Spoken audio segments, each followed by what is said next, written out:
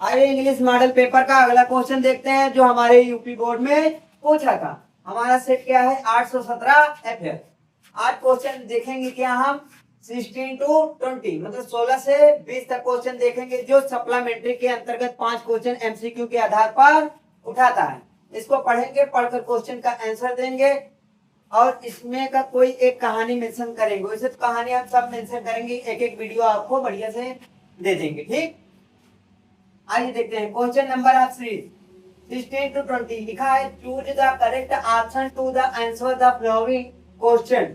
मतलब क्या करना है, जो क्वेश्चन दिया गया है इसमें जो राइट आंसर होगा उसको क्या करना है, टिक लगाना है पढ़कर। ठीक भैया, तो क्वेश्चन 16 नंबर क्या है, हु वाज मिस्टर पंफरी। मतलब मिस्टर पंफरी कौन थी, मिस्टर पंफरी कौन थी। तो मिस्टर पंफरी द मैड मतलब वो क्या थी भैया, द मैड थी कि द केयर टेकर थी कि द नर्स थी कि द मिस्ट्रेस थी। द मैड क्या होता है, महिला कर्मचारी, और केयर टेकर मतलब देखभाल करने वाली, नर्स यानी वही नर्स, द मिस्ट्रेस मतलब मालकिन। तो क्या होगा भैया, ये मालकिन होगा, ऑप्शन डी होगा। 17 नंबर क्वेश्चन हमारा क्या है, who was thief in the story the fifth story. इसका अर्थ ये होगा, मतलब ये पूछ रहा है चोरों की कहानी में चोर कौन था, चोरों की कहानी में चोर कौन था। तो लिखो, देखो इसको, हरि सिंह, अनिल, मंगला पांडे, मंगला नहीं मंगल पांडे, ठीक, सुरेश। तो क्या कौन था भैया, हरि सिंह। ठीक, 18 क्वेश्चन क्या है, Richard Ebright was a an. मतलब रिचार्ड इब्राइट कौन था, मतलब उनमें से एक था। रिचार्ड इब्राइट उनमें से एक था। क्या था, एक्टर था, सिंगर था, इंजीनियर था कि साइंटिस्ट था, वैज्ञानिक था, अर्थात वैज्ञानिक था, साइंटिस्ट था। ठीक भैया, फिर 19 नंबर क्वेश्चन क्या है, Matilda always remained, remained, Matilda always remained. जो मटिल्डा था हमेशा कैसा रहता था बताओ, खुशी रहता, खुश में रहता कि अनखुश में रहता कि डिलाइटेड में रहता था कि कल का कंटेंट में रहता था। ठीक, तो किसमें रहता था, अनहैप्पी मतलब दुख में रहता था, कौन, मटिल्डा। 20 नंबर क्वेश्चन क्या है हमारा, who was Ramlal eldest daughter. मतलब रामलाल की बड़ी पुत्री का नाम क्या था भैया, राधा था। क्या था, राधा था। आइए भोली चैप्टर की कहानी अपने शब्दों में मेंशन करते हैं प्योर हिंदी में, जो सप्लीमेंट्री के अंतर्गत पूछता है।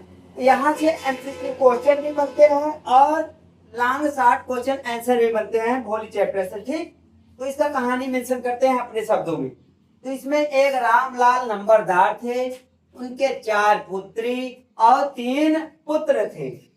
सबसे बड़ी पुत्री का नाम राधा और दूसरी पुत्री का नाम मंगला, तीसरी पुत्री का नाम चंपा और चौथी पुत्री का नाम क्या था, सुलेखा। वही सुलेखा भोली का नाम था, भोली का रियल नाम क्या था, सुलेखा। यहाँ एमसीक्यू क्वेश्चन बनता है। ठीक भैया, जब सुलेखा 10 महीने की थी तो वो खाट से अर्थात खटिया से चारपाई से गिर गई थी, तो उसके दिमाग मतलब कुछ पार्ट दिमाग का डैमेज हो गया, तभी से वो हकलाना शुरू हो गई।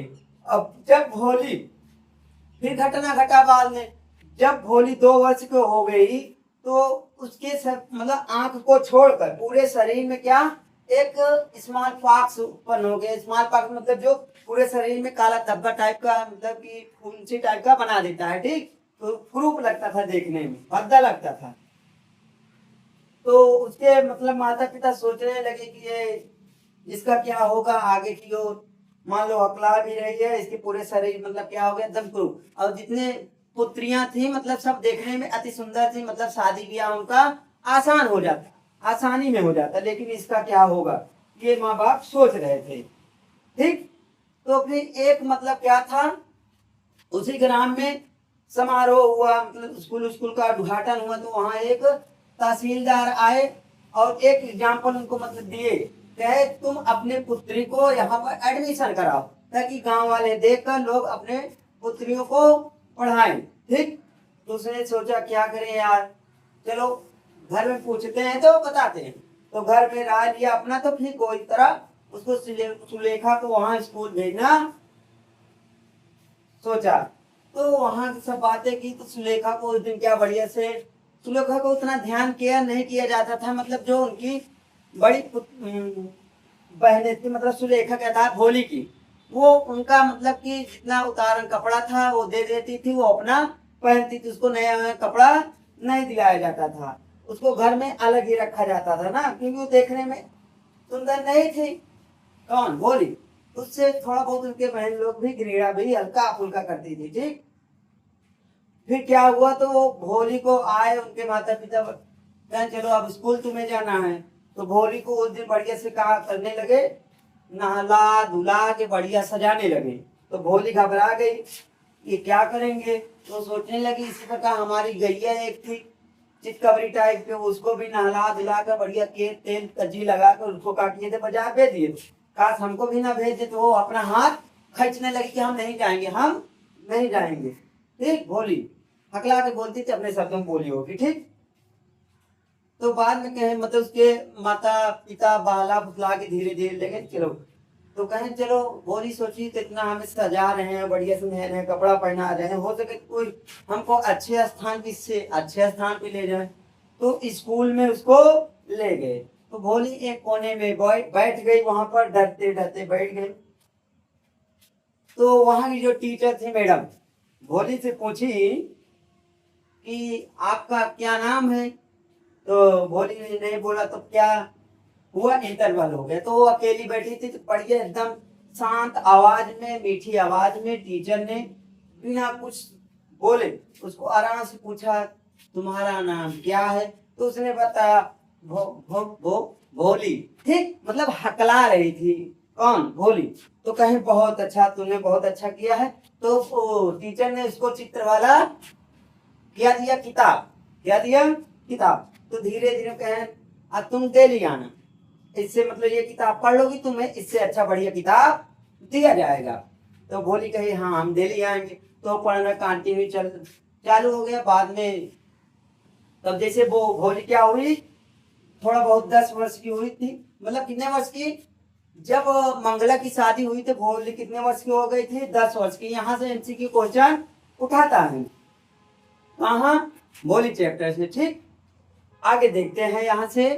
तो भोली मतलब धीरे धीरे बड़ी हो गई, तो उसको मतलब ये सब बेटियों की शादी हो जा रही, मंगलक भी कर दिया गया, राधा पहले ही कर दिया गया था, फिर चंपा भी थी उसको भी कर दिया गया शादी ना, बची थी भोली।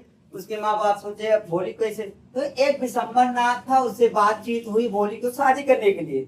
विशंबर नाथ बहुत एजेड था, 45-50 वर्ष का था, उसका एक शादी भी हो गया था, उसके लड़के बच्चे भी बड़े हो गए थे, बहुत एजेड था ना। तो उसके माँ बाप सोचे कि हमारे भोली को मतलब कोई वर नहीं मिलेगा, इसी के साथ कर दिया जाए, क्योंकि अच्छा खासा इसके अकाउंट में 1000 रुपए है और प्लस अच्छा बढ़िया भी है ना।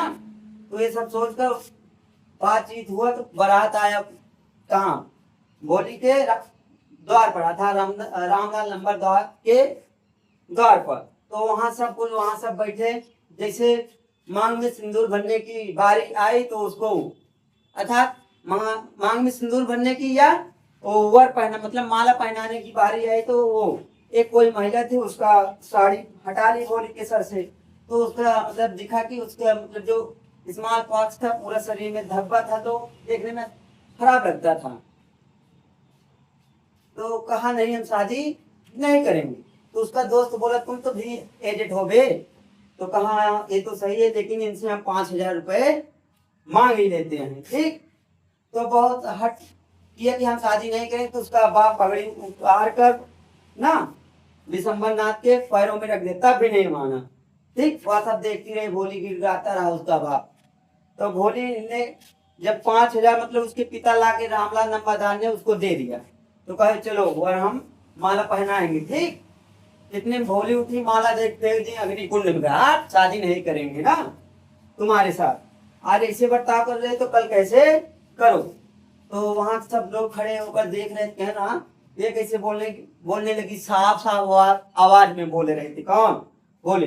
कहा अपने माता पिता से हम शादी नहीं करेंगे, आप यही बुढ़ौती समय में क्या करेंगे, सेवा करेंगे। ठीक, तो बोली ने अच्छा कहा। तो बगल में उसके टीचर खड़ी थी, कहा ये सत्य है। ठीक ठीक, ये आपने बहुत बढ़िया कहा, क्योंकि आप शिक्षित हो। ठीक, इतना ही कहानी है।